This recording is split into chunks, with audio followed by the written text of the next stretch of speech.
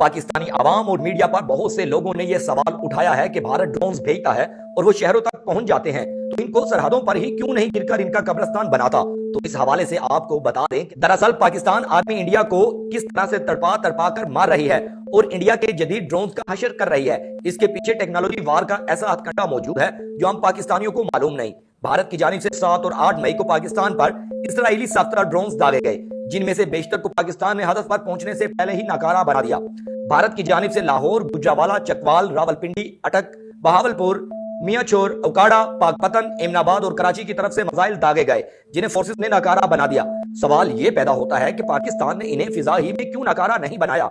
इस सवाल पर मारूफ सहाफी आमिर इलियास राना का कहना है कि भारत की जानिब से फायर किए गए ड्रोन्स को हमारे दिफाई सिस्टम और रडार ने पहले ही पकड़ लिया था और फिर इनकी कड़ी निगरानी की गई।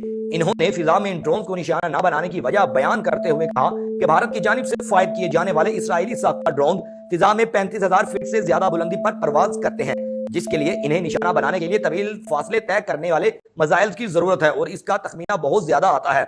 आमिर इलियास राना ने बताया कि भारत यह चाहता है कि बुलंदी पर इसके ड्रोन्स को निशाना बनाया जाए ताकि वो हमारे मिसाइल सिस्टम का सुराग लगा सके, मगर पाकिस्तान ये मौका नहीं देगा। इन्होंने बताया कि ड्रोन जब नीचे की तरफ कम परवाज पर आते हैं तो इन्हें मामूल के असले से निशाना बनाकर नकारा किया जाता है।